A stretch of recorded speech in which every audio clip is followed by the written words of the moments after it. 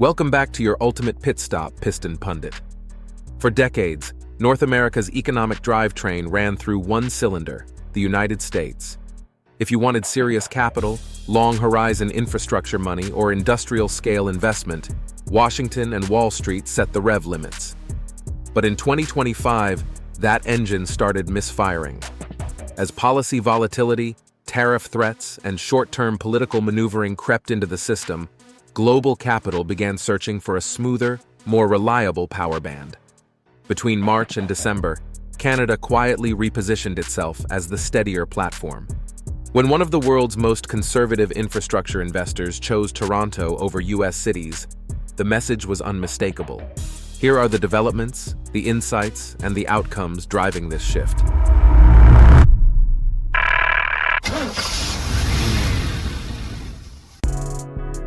When capital stops waiting, markets lose U.S. patience.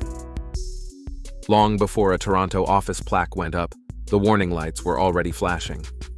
Early 2025 saw markets grappling with renewed tariff talk, conditional trade relationships, and shrinking investment timeframes in the United States.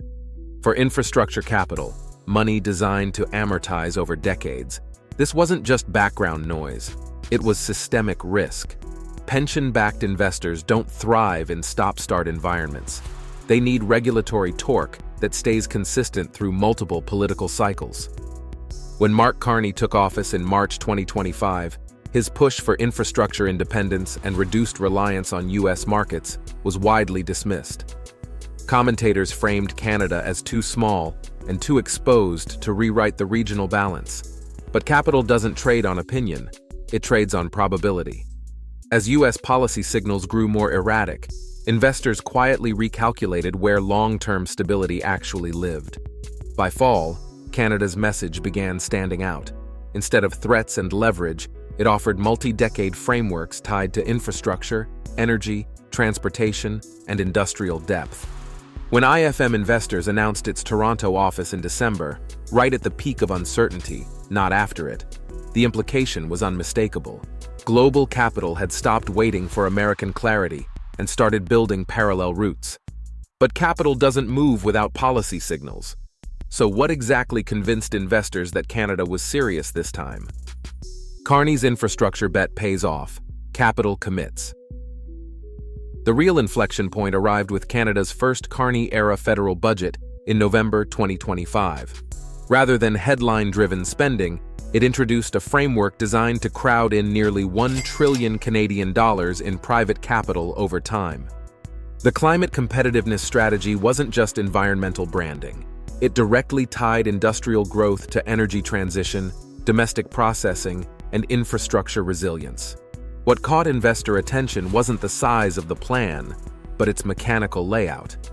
Carbon pricing certainty beyond 2030, clean technology incentives, expanded critical minerals capacity, and tight federal-provincial coordination created something markets rarely get: policy alignment. In automotive terms, this was a drivetrain engineered for endurance, not quarter-mile theatrics.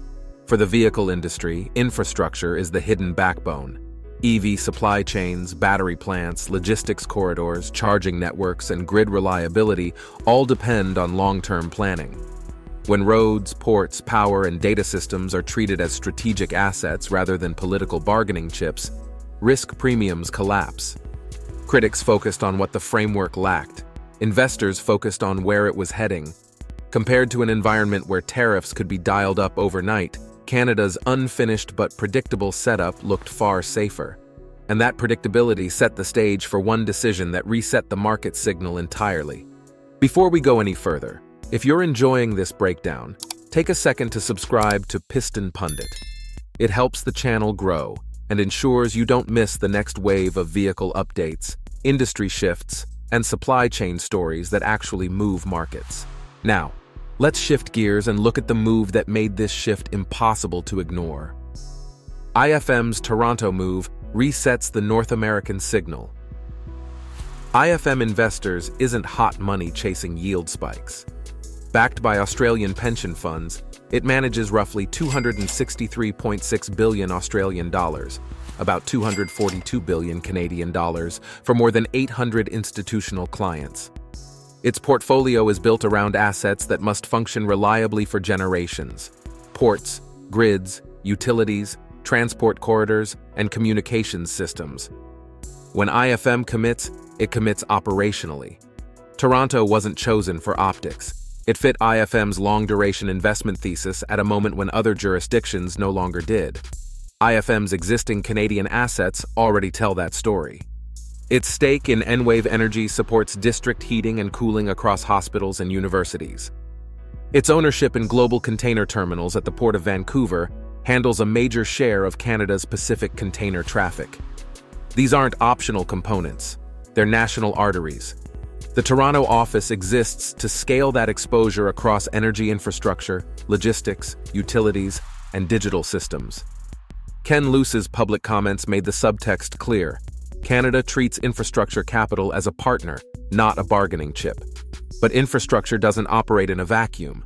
Trade policy still shapes where capital ultimately settles. Tariffs trigger diversification. Capital escapes pressure. Tariffs are often framed as tools of strength. In real-world mechanics, they behave more like heat, forcing capital to flow away from friction points. As trade tensions escalated in 2025, many assumed Canada would downshift and absorb the pressure. Instead, it quietly rerouted the system. IFM's expansion into Toronto didn't happen after tariff risks faded. It happened while they were intensifying. That timing aligns with Carney's late 2025 diplomatic push, which secured tens of billions in sovereign capital aimed at infrastructure, energy, and critical minerals. These weren't loans tied to political concessions. They were equity commitments chasing stable, long-duration returns. Canada focused on shortening supply chains and increasing control over critical nodes. Rare earth processing in Saskatchewan, energy corridors linking directly to global markets, and infrastructure flowing through Canadian-controlled assets all reduced reliance on external intermediaries. Every tariff threat reinforced this logic. Instead of compliance, diversification accelerated. And that naturally attracted a very specific type of investor, one that thinks in decades, not quarters. Patient capital wins long game, generational advantage. What truly defines IFM isn't its balance sheet, it's its ownership. Australian pension funds operate on 40-year timelines designed to fund retirements across generations. That kind of capital can't tolerate chaos. It demands governance stability, operational depth, and political maturity. That's why IFM builds teams on the ground. Its Toronto office isn't symbolic. It's an operational base designed to manage assets that must perform reliably for decades. Job creation tied to infrastructure compounds over time because these assets don't leave when headlines fade. This contrasts sharply with environments dominated by short-termism. When policy volatility rises, capital shortens its horizon. When horizons shrink, infrastructure investment decays. Markets understand this cycle intimately. The broader pattern is already visible. Manufacturers exploring Canadian production to avoid trade friction. European firms choosing Toronto over New York. Asian capital flowing toward Vancouver instead of Seattle. Each move looks incremental.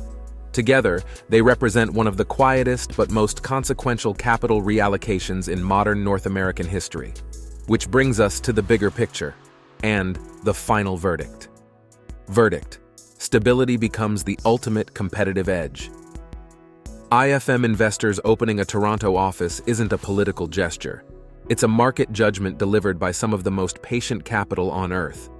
At a moment when volatility dominates elsewhere, Canada has positioned predictability, infrastructure, and partnership as competitive advantages rather than constraints.